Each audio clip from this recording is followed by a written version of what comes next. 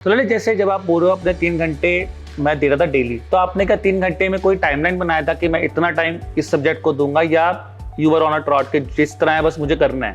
What should be there strategy? Agriculture में कोई topics उनको पढ़ने चाहिए, कुछ सिलेक्टेड टॉपिक्स, तो what should be the strategy for those student? आप किसी चीज़ से डिमोटिवेट हो जाते हो, जो मैंने आपको भी बोला है, तो उसको आप कैसे हैंडल करते थे? So hello everyone, welcome to Edutap. And guys, recently NABARD examination result has out, so it gives me a really pleasure to introduce in front of you Mr. Lalit Chaudhary, who has recently cleared the NABARD grade examination. So first of all, congratulations Lalit. Thank you sir. So feeling sink in हो चुकी है अब तो, काफी relax हो चुके होगे? Yes sir. तो ललित, फर्स्ट ऑफ ऑल थोड़ा सा आप बताओ स्टूडेंट्स को अपने बारे में कि आपकी क्या एजुकेशन है, क्या क्वालिफिकेशन है? हाय, आई एम ललित चौधरी। मैंने बीटेक करी है कंप्यूटर साइंस में फ्रॉम कुरुक्षेत्र यूनिवर्सिटी। उसके बाद अभी मैं यूको बैंक में एज एन असिस्टेंट मैनेजर काम कर रहा हूँ। तो ललित, मेरे ख्याल से आप एक प्राइम एग्जाम्पल हो उन स्टूडेंट्स के लिए जो कि एक तो नॉन एग्रीकल्चर बैकग्राउंड से डरते हैं कि सर NABARD एग्जामिनेशन नहीं हो पाएगा क्योंकि हम नॉन एग्रीकल्चर बैकग्राउंड से हैं, और दूसरा उन वर्किंग एस्पिरेंट्स के लिए भी आप एक बहुत बड़ी इंस्पिरेशन हो जाओगे, because being a working aspirant एक थोड़ा सा डर होता है कि यार पता नहीं एग्जाम क्लियर होगा कि नहीं। तो मेरा पहला क्वेश्चन आपसे जो ये है कि being from non agriculture background, आपने बीटेक कंप्यूटर साइंस की है, तो how come NABARD to you? मतलब किस तरह आपको पता लगा NABARD एग्जाम के बारे में? जैसे मैं बैंक में काम करता हूँ तो उसमें NABARD के बारे में काफ़ी पता चलता है कि रीफाइनेंस से रिलेटेड, पर बेसिकली मैं जो कम्युनिटी है वो एग्रीकल्चर साइड से ही है, तो मुझे NABARD के बारे में पहले से नॉलेज थी। ठीक है। तो दूसरा है नलित कि जैसे आपने बोला कि आपको आपकी फैमिली में सबको एग्रीकल्चर के बारे में पता है, तो आपको कैसे लगा कि जब आपने NABARD एग्जामिनेशन स्टार्ट किया? Because it is a very famous, एक बहुत बड़ी सेइंग है कि NABARD में एग्रीकल्चर स्ट्रांग होना बहुत ज़रूरी है, क्योंकि एग्रीकल्चर का एक प्रॉपर कंपोनेंट आता है एग्जामिनेशन में। मैं आपको सच सच बताऊँ तो मुझे एग्रीकल्चर के बारे में कुछ भी नहीं पता था। तो जब मैंने तैयारी स्टार्ट की, मुझे भी स्टार्टिंग में बहुत ज़्यादा डर लग रहा था, पर फिर मैंने देखा कि इसमें इकोनॉमिक एंड सोशल इश्यूज़ भी हैं, और अगर देखा जाए तो इकोनॉमी का ही पार्ट एग्रीकल्चर। तो आप अगर इकोनॉमी स्टार्ट करते हो तो एग्रीकल्चर भी धीरे धीरे होने लग जाता है। मतलब काफ़ी सारी स्कीम्स कवर हो जाती हैं ऑटोमेटिकली, और काफ़ी सिलेबस एग्रीकल्चर का कवर होने लग जाता है। मतलब अराउंड 50% 60% सिलेबस उसके थ्रू हो जाता है। पर जो स्टैटिक के लिए उसके लिए भी आपको पढ़ना पड़ता है। तो मेरा तो एक ही गोल रहा है कि मुझे बार बार रिविज़न करनी है। पहली बार में रिवाइज़ करके कुछ भी नहीं याद रहता था, तो मेरे बार बार रिवीजन करी, और फिर मुझे लगा कि शायद बार बार रिवीजन और कंसिस्टेंसी का ही रिजल्ट है कि पेपर क्लियर हुआ। तो एक चीज़ अच्छी ललित ने बोली है कि आपको पहले तो कॉन्फिडेंस होना चाहिए अपने आप पे कि यार आप इस एग्जाम को निकाल लोगे, being from non agriculture background. और ललित, तो चीज़ आप जैसे बोल रहे हो कि मैंने एग्रीकल्चर में कुछ बोला कि मुझे बस करना है, ठीक है, तो कभी किसी पॉइंट ऑफ टाइम पे तो आया होगा यार, क्योंकि agriculture is not an easy thing. ऐसा तो है नहीं, क्योंकि ESI में तो फिर भी होता है, आप करंट पढ़ रहे हो या आप स्टैटिक पढ़ रहे हो, एग्रीकल्चर तो फिर भी एक बहुत ही आउट ऑफ द बॉक्स चीज़ आपने पढ़नी स्टार्ट की। तो इनिशियली कोई हिकअप ऐसा आया कि यार मन में आया कि छोड़ दूँ? हाँ, ऐसा कभी नहीं हुआ, पर ऐसा है कि मुझे क्यों करना है, इसका एक रीज़न है। मैंने NABARD ऑनलाइन का इनका बहुत अच्छा यूट्यूब चैनल है, वहाँ वाटरशेड की वीडियोस देखी, और मैं तो सभी एस्पिरेंट्स को बोलूँगा कि वो देखो, तो एकदम आपको मिल जाएगा कि आपको क्यों बनना है, कि आपकी इतने सारे लोगों की लाइफ चेंज कर सकते हो।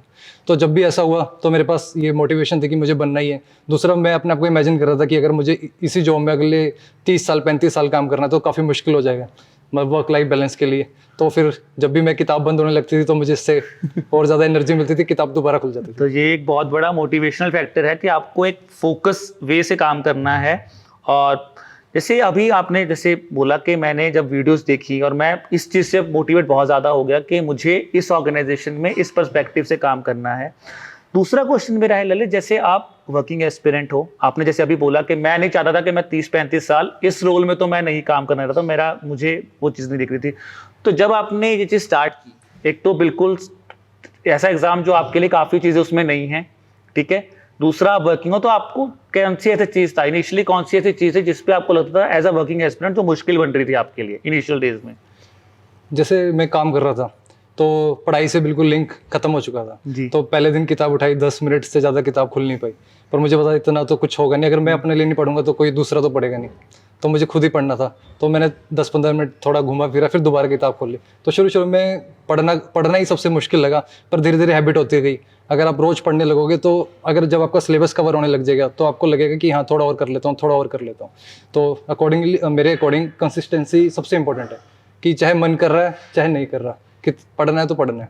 तो ये एक बहुत इंटरेस्टिंग लर्निंग है यार आप सबके लिए कि consistency is the one thing जो आप इनसे सीख, जो मैं अभी इनसे बात कर रहा हूँ और जो आई थिंक काफ़ी स्टूडेंट्स के लिए लर्निंग भी है। सेकेंड थिंग जो मुझे जो आपसे बात करके लग रहा है कि आप बहुत फोकस थे, जो आपने बोला कि मैं नाबार्ड के लिए बहुत फोकस था।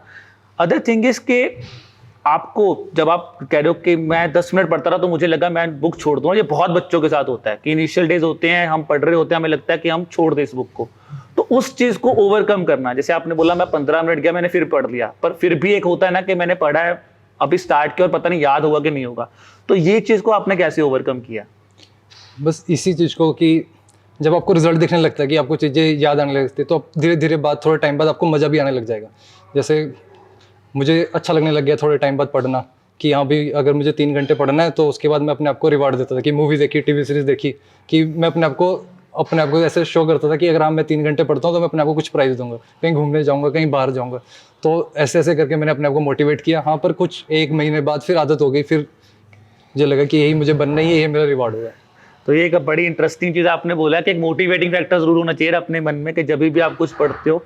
तो ललित, अब अगर मैं आपको थोड़ा सा एग्जामिनेशन के बारे में जैसे आप बता रहे हो, तो जैसे फेस 1 अगर मैं बात करूं, अब नाबार्ड में एक चीज़ होती थी, पहले होता था क्यूआरई अगर आपका स्ट्रॉन्ग है, अब नाबार्ड में एक चीज़ इंट्रोड्यूस है, मेरिट सेक्शन, ठीक है।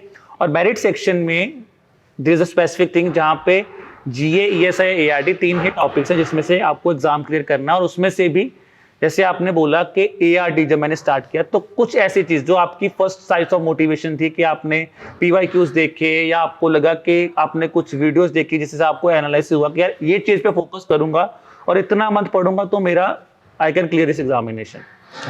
रियलिटी बताऊँ, मैंने काफ़ी सारे टेस्ट दिए और मेरे टेस्ट में कभी भी अच्छे मार्क्स नहीं आए, पर मेरा एम कभी भी ये नहीं था कि मुझे अच्छे मार्क्स लेने हैं। मेरा एम था कि जो टेस्ट के जो क्वेश्चंस हैं जो मुझे नहीं आते उन्हें रिवाइज करना है, उनकी एक्सप्लेनेशन देखनी है। तो मैं इसी अप्रोच से करता गया कि टेस्ट में चाहे मेरे 100 में से 15 नंबर आ रहे हैं, 20 नंबर आ रहे हैं, 25 आ रहे हैं, पर मैंने वो टेस्ट रिवाइज़ किया और बार बार रिवाइज़ किया। तो मैंने इसी तरह से तैयारी करी है सारे मेरिट सेक्शन की। तो ये एक आई थिंक बहुत बड़ी लर्निंग है गाइस हम सबके लिए, जो भी आप प्रिपेयर कर रहे हैं। ये चीज़ हम भी जनरली बोलते हैं, बट आई थिंक जो ललित ने बोला बहुत सही पॉइंट है कि इट्स नॉट कि आपको नंबर एनालाइज करनी है। ये एक बहुत बड़ी लर्निंग आप इनसे सीख सकते हो कि हमेशा आपको नंबर एनालाइजेशन पे फोकस नहीं करना है। यू मस्ट फोकस ऑन कि जो गलती आप कर रहे हो उसको आप कैसे ओवरकम करो, ठीक है। और मतलब अगर मैं फिर दोबारा बोलूँ, जैसे अब एआरडी तो आपने बता दिया कि आप एग्रीकल्चर बैकग्राउंड से, आपकी फैमिली में सारे एग्रीकल्चर बैकग्राउंड से थे, तो कभी घर वालों ने नहीं बोला कि यार अच्छा अब तू हमारे वाले फील्ड में आ गया तो हम आपकी हेल्प कर देते हैं? नहीं, ऐसा तो कभी कुछ बात हुई नहीं वैसे। तो और अगर जैसे मैं बात करूं जीए और ईएसआई की अगर मैं बात करूंगा, तो आपको क्या चीज़ ऐसी लगती थी कि एक ऐसा चीज़ है कि यार ये सेक्शन तो बहुत ईजिली हो गया है, इस पे थोड़ा सा एफर्ट ज़्यादा लगाना पड़ता है? मेरे लिए तो सारे सेक्शंस इक्वली टफ थे। बस मेरा तो एक ही गेम था कि मुझे पढ़ना है। अपने मेरा एक भी दिन ऐसा नहीं गया जिसमें मैंने 3 घंटे पढ़ाई ना की हो। ज़्यादा बेशक करी हो, चाहे घर में शादी हो, घर में कुछ फंक्शन हो, मैंने 3 घंटे पढ़ाई करी है। अगर मैं ऑफिस से 7 बजे आया हूँ तब भी मैं रात तक पढ़ा हूँ, 9 बजे आया हूँ तब भी रात तक पढ़ा हूँ। और कोशिश करिए कि जो रात को पढ़ा है वो सुबह आधा घंटा या 45 मिनट्स दे के रिवाइज़ कर लिया। तो ऐसा कोई भी दिन नहीं गया जिसमें मैंने 3 घंटे पढ़ाई नहीं करी। और आप देखोगे कि पहले महीने आपको लगेगा कि कुछ भी नहीं हो रहा, पर अगर 2-3 महीने हो जाएंगे तो काफ़ी कुछ 3-3 घंटे करके काफ़ी कुछ कवर हो जाता है। और लास्ट के मंथ में आप सिर्फ उसी को रिवाइज़ कर लो जो आपने पढ़ा ना, वो भी इनफ है। ठीक है। तो ललित, जैसे जब आप बोल रहे हो अपने 3 घंटे मैं दे रहा था डेली, तो आपने क्या 3 घंटे में कोई टाइमलाइन बनाया था कि मैं इतना टाइम इस सब्जेक्ट को दूंगा, या you were on a trot के जिस तरह है बस मुझे करना है? नहीं, स्टार्टिंग में तो पता नहीं चल रहा था कि कुछ भी कैसे हो। फिर मैंने देख लिया कि मैं ऑफिस से आता था, ऑफिस से आके जो बैंकर्स अड्डा के क्वेश्चंस होते हैं और जो उसकी डेली न्यूज़ होती है जनरल अवेयरनेस के लिए, वो पढ़ता था। उसके बाद मैं एग्रीकल्चर को सबसे ज़्यादा टाइम देता था क्योंकि मेरा सबसे ज़्यादा वीक वो था। और इकोनॉमिक एंड सोशल, फिर जो लास्ट में जो टाइम बचा 40 मिनट्स 45 मिनट्स या कुछ, वो इकोनॉमिक एंड सोशल इश्यूज़ जो सबसे इंपॉर्टेंट इसमें पीआईबी कवर करना है। तो वो मेरी जो मोस्टली मैं टेस्ट सीरीज़ देखता था या यूट्यूब पे एनालिसिस देखता था पीआईबी के, उसके थ्रू होती रहती थी। पर ये कि मैंने ऐसे नहीं किया कि आज टेस्ट दे दिया फिर उसे दोबारा देखा नहीं। जो भी मैंने टेस्ट दिया है, जो भी वीडियोज़ देखी हैं, उसने बार बार रिवाइज़ किया, तभी याद रहता है। ठीक है। तो मतलब आपका एक पर्सपेक्टिव जो मैं समझ रहा हूँ कि आप रिवीजन वही कह रहे हो कि बार बार, क्योंकि मेरे पास इतना ज़्यादा टाइम नहीं था कि मैं खुद जाके पीआईबी करूँ, खुद जाके, क्योंकि मुझे पीएचडी तो करनी नहीं थी एग्रीकल्चर में, पेपर क्लियर करना था। ठीक है, तो मेरा था कि जो इतने सारे लोग पढ़ा रहे हैं, इतने टाइम से पढ़ा रहे हैं, तो जो उन्होंने कंपाइलेशन करी है, जो की है इंपॉर्टेंट टॉपिक्स करें, उन्हें बार बार रिवाइज करता जाऊँ। ठीक है, तो आई थिंक ये एक वर्किंग एस्पिरेंट्स के लिए बहुत एक बड़ी लर्निंग है कि गाइस आपको, और ये सभी के लिए, कि आपको पीएचडी नहीं करनी इन सब्जेक्ट्स में। You do not have to be guru in all this things. आपका प्राइम ऑब्जेक्टिव इस एग्जाम को क्लियर करना है, और जैसे ललित आपको बता रहे हैं कि मुझे कंसिस्टेंटली मुझे कुछ ना कुछ करना था और इस हिसाब से मैंने इस एग्जाम को प्रिपेयर किया।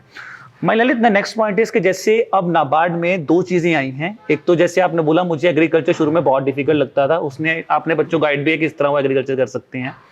और दूसरा पॉइंट है आपका ऑब्जेक्टिव के साथ एक फेज 2 में डिस्क्रिप्टिव पेपर होना। तो उसको आपने किस तरह स्टार्ट किया? जैसे आप 3 घंटे पढ़ते थे तो क्या आप डिस्क्रिप्टिव आंसर राइटिंग साथ साथ करते थे? एक्चुअली डिस्क्रिप्टिव के लिए मैं पिछले 1-2 साल से मतलब ये पेपर की तैयारी नहीं कर रहा था, पर जैसे हिंदू के एनालिसिस होते हैं वो सुनता रहता था फ्री टाइम में। तो मेरा काफ़ी पॉइंट ऑफ व्यू क्लियर था, मुझे जैसे पता था गवर्नमेंट की स्कीम्स ये हैं और एग्जांपल्स काफ़ी ज़्यादा आते थे। तो मुझे लगता है कि डिस्क्रिप्टिव में वो ज़्यादा हेल्पफुल हुआ मेरे साथ। तो जैसे कोई भी क्वेश्चन है, जैसे मत्स्य संपदा एक स्कीम से रिलेटेड था, मुझे स्कीम ऐसे ऑब्जेक्टिव के लिए तो याद रहती है पर सब्जेक्टिव के लिए याद नहीं रहती। पर मैंने स्टार्ट आंसर इस तरह किया कि जो पिछला साल था वो कुछ था ना आर्टिसनल ईयर्स ऑफ फिशरीज, तो मैंने वहाँ से स्टार्ट किया कि वो ट्रेडिशनल फिशरीज के लिए होता है। और एंडिंग में मैंने लिखा कि मुझे प्रॉपर डाटा याद नहीं है कि इंडिया में इतने फार्मर्स जो फिश फार्मर्स है वो बिलो पॉवर्टी लाइन है, अराउंड 66% फार्मर्स जो फिश फार्मर्स है वो पॉवर्टी लाइन है। तो मेरे पास डाटा था और बीच में जो स्कीम्स का थोड़ा बहुत याद था ऑब्जेक्टिव में, तो वो लिखा। और हाँ, मैं आंसर जब मेरा प्रीलिम्स क्लियर हुआ उससे पहले से ही मैंने प्रैक्टिस शुरू कर। जैसे मैं प्रीलिम्स देकर आया ना, तो मुझे लगा कि वेट क्यों करना है, ज़्यादा से ज़्यादा ये होगा पेपर क्लियर नहीं हुआ, ठीक है, पेपर क्लियर नहीं होगा कोई नुकसान नहीं होगा। पर बाई चांस अगर पेपर क्लियर हो जाता और मैं तैयारी स्टार्ट नहीं करता तो वो जो बाद में लगा काश मैं पहले तैयारी कर लेता, तो वो जो रिग्रेट था वो नहीं चाहता था मैं। तो मैं प्रीलिम्स देकर आया, एक दिन रेस्ट किया, अगले दिन से मैंने तैयारी स्टार्ट कर दी और आंसर लिखना भी स्टार्ट कर दिया। क्योंकि वर्स्ट केस सिनेरियो में यही होता पेपर क्लियर ना होता, और पर अगर बाई चांस प्रीलिम्स क्लियर करके और आपके पास आंसर राइटिंग की प्रैक्टिस नहीं है, वो नहीं है, तो वो बाद में जो काश है वो बहुत बुरा लगता है। ललित, मैं ना आपसे एक चीज़ में तो बहुत इंस्पायर्ड हूँ, जो आपने लास्ट लाइन बोली है ना कि काश नहीं होता, तो ज़्यादा क्या होता नहीं होता ना, पर मैंने हिम्मत नहीं आ रही। तो ये एक चीज़ ना एक बहुत पॉजिटिव साइन है जो आई थिंक बहुत स्टूडेंट्स में होना भी चाहिए। या आपको कभी भी हार नहीं माननी कि यार सर पता नहीं होगा कि नहीं होगा। जनरली बहुत स्टूडेंट्स कॉल करते हैं कि सर पता नहीं एग्जाम फेज 1 दिया है, अच्छा नहीं हुआ, पता नहीं होगा या नहीं होगा, डिस्क्रिप्टिव अभी स्टार्ट करें या बाद में स्टार्ट करें। ये आपने बहुत अच्छी बात सबको ही बताई है कि मतलब छोड़ना नहीं है, जब आया आपने स्टार्ट कर दिया। तो जब आप एग्जाम दे के आए, जैसे अभी आपने बोला कि जब मैं एग्जाम दे के आया तो मुझे नहीं पता था सर होगा कि नहीं होगा, बट कहीं ना कहीं तो मन में पता होता है ना कि यार ये एग्जाम इस लेवल का एग्जाम आया था तो इसी लेवल में हो जाएगा और इसमें नहीं होगा। तो तब क्या फीलिंग जब आप एग्जाम सेंटर से बाहर आए? नहीं, मुझे तो अपना पता था, मुझे ऐसा लगा कि ठीक हुआ एग्ज़ाम। पर ये जो कॉम्पिटिटिव पेपर्स में पता नहीं चलता कि बाकी बच्चों का कैसा हुआ, उस पर भी डिपेंड करता है ना। पर मैंने कभी सोचा ही नहीं कि मेरा क्लियर होगा नहीं होगा। मुझे सिर्फ एक चीज़ थी कि मुझे मेहनत करनी है, होगा। मैंने एंड तक नहीं सोचा। मैं मेंस देकर आया, मुझे नहीं पता था मेरा मेंस क्लियर होगा नहीं होगा। मैं 1-2 दिन बाद ही मैंने इंटरव्यू की प्रिपरेशन शुरू कर दी, वेबसाइट में नोट्स बनाने लग गया। और मतलब मुझे पता था कि मैं वो उसमें नहीं जीत सकता था कि काश मैं पहले तैयारी स्टार्ट कर देता। ठीक है, ठीक है। तो ललित, जब आप जैसे आपने बोला मैंने इंटरव्यू की प्रिपरेशन साथ के साथ स्टार्ट कर दी, तो जैसे जब आप इंटरव्यू प्रिपेयर करते हो तो ऑब्वियसली बात है कुछ चीज़ें माइंड में आती हैं बार बार, और आप बैंक में जॉब भी कर रहे थे, तो क्या आपको उस चीज़ का एडवांटेज मिला इंटरव्यू में, यार कि मैं बैंक में जॉब कर रहा हूँ और इंटरव्यू है बैंकिंग सेक्टर से ही है, तो कहीं ना कहीं चीज़ तो मुझे भी कुछ पता होगा उस चीज़ के बारे में? जब मैं प्रिपरेशन करने लगा तो पता चला कि जो उसके क्वेश्चंस अलग तरीके के थे कि नाबार्ड और बैंक, जो मुझसे क्वेश्चन पूछा गया कि नाबार्ड और आपके बैंक का क्या रिलेशन है, और काफ़ी सारे ऐसे क्वेश्चन थे जो इसके लिए मुझे काफ़ी अलग तरीके से प्रिपेयर करना पड़ा। तो और उसके अलावा भी फंक्शंस ऑफ नाबार्ड पूछे गए और क्रॉप इंश्योरेंस के बारे में पूछा गया। वैसे बोर्ड बहुत ही ज़्यादा कोर्डियल था, तो ऐसी कोई प्रॉब्लम नहीं आई। पर ये नहीं कह सकता मैं कि अगर मैं बैंक में था तो मुझे इस चीज़ का एडवांटेज मिला। ठीक है, तो आई थिंक ये भी एक इंपॉर्टेंट चीज़ है कि मतलब ऐसा नहीं है कि कोई ड्यू एडवांटेज बैंक वालों को मिलती, तो मुझे तो था कुछ मिलती होगी तो जो बैंक करा वो खुश हो जाएंगे, पर आपने निराश कर दिया मेरे साथ काफ़ी सारे दोस्त, एक दोस्त बना था वो भी बैंक में ही था। 2 दोस्त थे मेरे जो मुझे इंटरव्यू में मिले, वो भी बैंक से थे, उनका नहीं हुआ। तो ऐसा नहीं है कि बैंकर्स वालों को कुछ एडवांटेज मिलती है, बात यह है कि आप उस मोमेंट में कैसा परफॉर्म करते हो। तो जैसे मुझे ऐसा लगता है मेरा इंटरव्यू अच्छा गया क्योंकि मैंने एक चीज़ पे ध्यान रखा, मेरे पास एग्जांपल्स काफ़ी ज़्यादा थे, डिस्क्रिप्टिव के लिए भी मेरे पास एग्जांपल्स काफ़ी ज़्यादा थे, इंटरव्यू के लिए भी। तो मैंने कोई भी स्टेटमेंट रखी तो उसके साथ एग्जांपल रखा। अगर मुझे नेचुरल फार्मिंग की बात करनी है तो मैंने सुभाष पालेकर जी का एग्जांपल दिया और जो उनकी स्टेटमेंट्स थी उन्हें कोट किया। तो जो ग्रामीण इलाकों के डेवलपमेंट की बात है तो मेरे पास उसके भी एग्जांपल्स थे। तो मैंने कोई भी बात बिना एग्जांपल्स के बिना नहीं। क्रॉप इंश्योरेंस की बात करी तो मैंने उसमें भी एग्जांपल दिया कि आंध्र प्रदेश जो वापस आई है स्कीम में, जी। ठीक है। तो मेरे पास एग्जांपल्स काफ़ी ज़्यादा है, तो मुझे इसी वजह से लगता है मेरा डिस्क्रिप्टिव में अच्छा हुआ और मुझे लगता है कि मेरा इंटरव्यू भी अच्छा हुआ। तो यार बस मैं ना बड़ा सरप्राइज हूँ, आप बोल रहे हो कि मैंने न्यूज़पेपर रीड नहीं किया बट आपको सब चीज़ें याद हैं, अभी तक याद हैं कि मुझे सर उसमें ये एग्जांपल याद है, उसमें ये एग्जांपल याद है। तो मेरा इसमें मुझे एक इंटरेस्टिंग क्यूरियोसिटी खुद हो रही है कि जब आप यूट्यूब को देखते हो या कोई भी वीडियो जो आपने देखी है तो आप उसको किस तरह यूटिलाइज करते थे, क्योंकि मुश्किल हो जाता होगा क्योंकि आपको पहले तो आप जॉब करके आ रहे हो, एक वहाँ पे स्ट्रेस हो जाता है और उसके बाद एक आपको 2-3 घंटे मैं दे रहा हूँ अपनी स्टडी को, उसमें भी मैं यूट्यूब देखता हूँ तो यूट्यूब भी कुछ टाइम लेता होगा, तो उसके बाद इतना कुछ याद करना कैसे यार? सर मुझे तो ऐसा लगता है मुझे टाइम वेस्ट करना अच्छा नहीं लगता। तो अगर मैं ऑफिस से आता हूँ तो मुझे ऐसा लगता है मैंने पिछले 7-8 साल में ना कभी भी एक्सरसाइज मिस नहीं करी। तो मैं हर चीज़ में कंसिस्टेंट और डिसिप्लिन फॉलो करता हूँ कि अगर मुझे करना है तो करना है।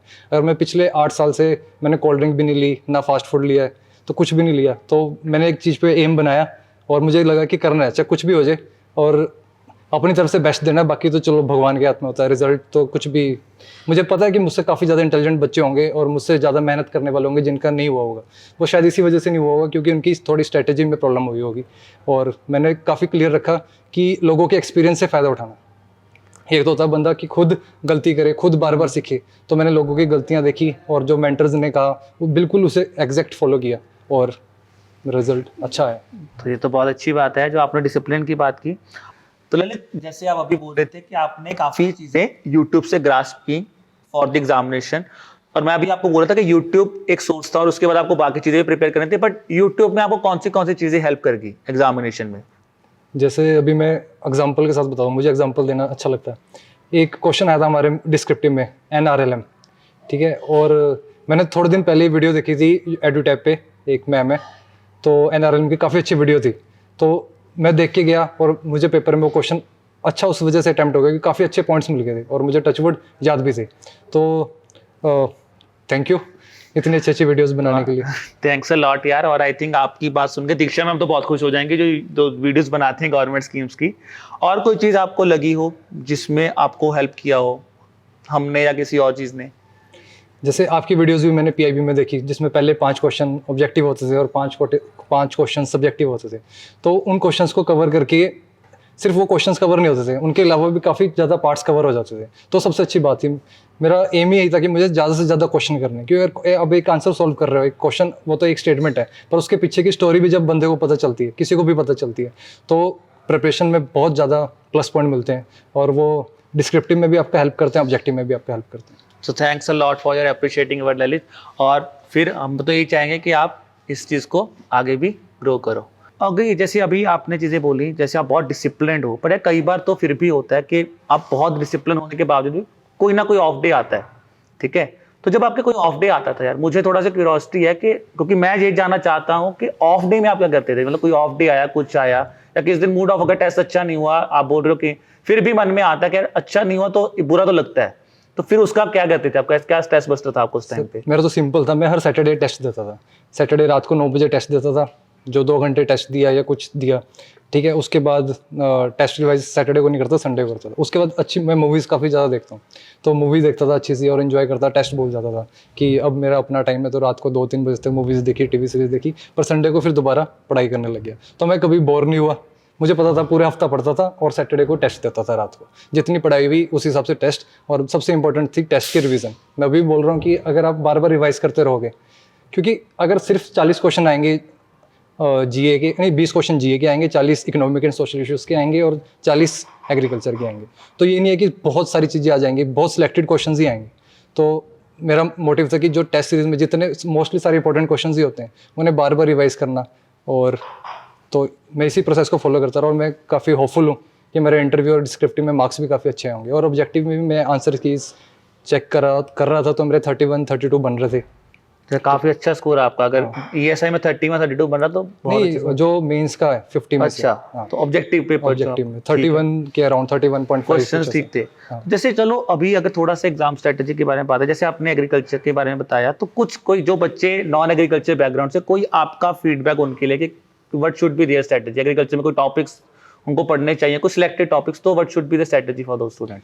सबसे पहले तो ना स्कीम्स कवर करनी चाहिए, क्योंकि अगर आप स्कीम्स कवर करोगे तो मेंस की भी तैयारी आपकी हो रही है और साथ में आपकी इकोनॉमिक एंड सोशल इश्यूज़ की भी हो रही है।